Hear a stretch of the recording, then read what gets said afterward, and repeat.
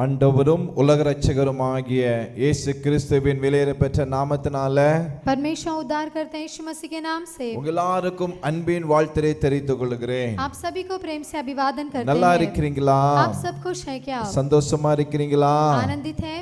கர்த்தருக்குள்ளாக நீ நல்லா இருக்கிறீங்களா?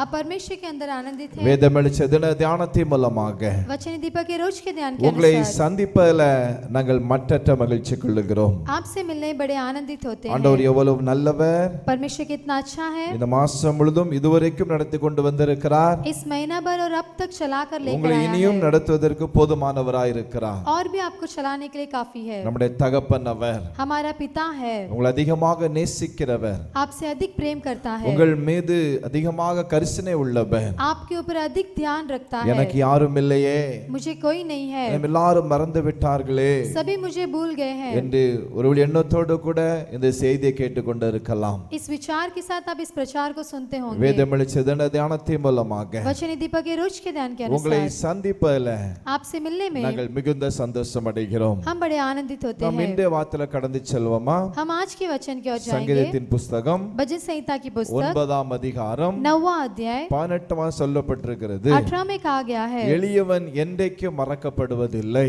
दरिद्र लोग कभी भी बिसरे नहीं जाएंगे சிறுமைப்பட்டவருடைய நம்பிக்கை ஒருபோதும் கெட்டு போவதில்லை. और नम्र लोगों की आशा कभी न टूटेगी. ஆண்டவர் எளியவர்களை தள்ளப்பட்டவர்களை ஒருபோதும் மறப்பதில்லை. परमेश्वर दरिद्र लोगों को और ठुकराए हुए लोगों को कभी न भूलता. நான் எளியவன் நினைக்கிறீர்களா? आप सोचते कि हम कितने छोटे हैं. நான் தள்ளப்பட்டவன் நினைத்துக் கொண்டு இருக்கிறீர்களா? हम ठुकराए गए हैं. நான் ஒடுக்கப்பட்ட நினைத்துக் கொண்டு இருக்கிறீர்களா? हम अलग किए गए सोच रहे होंगे. ஆண்டவர் உங்களை மறக்கலங்க.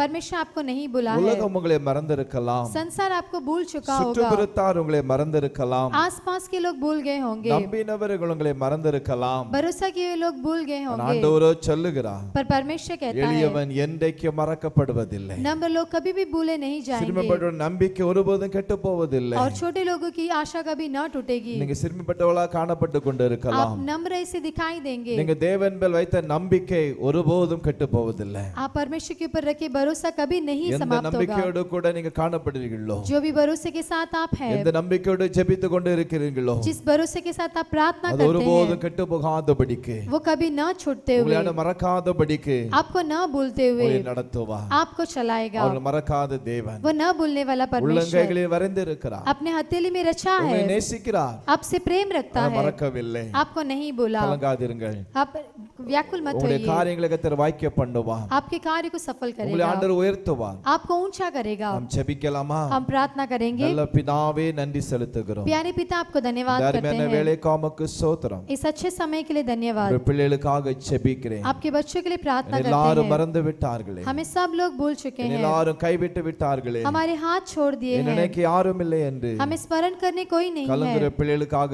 ஜெபிக்கிறேன். ऐसे जो भी व्याकुल के साथ हैं, उनके लिए பிள்ளைகளை प्रार्थना करते மறக்கலப்பா. हैं. आपने नहीं भूला है, உள்ளங்கள் வறந்திருக்கிறேன். हथेली में रचे हैं, அதை நினைத்து நாங்கள் நன்றி செலுத்துகிறோம். इसलिए आपको धन्यवाद இந்த करते हैं. கிருபை தொடர்ந்து பிள்ளைகளை தாங்கட்டும். आपके अनुग्रह लगातार संभाले. இயேசு மூலம் ஜெபங்களும் நல்ல பிதாவே. यीशु के नाम से मांगते हैं अच्छे पिता, ஆமென். आमेन.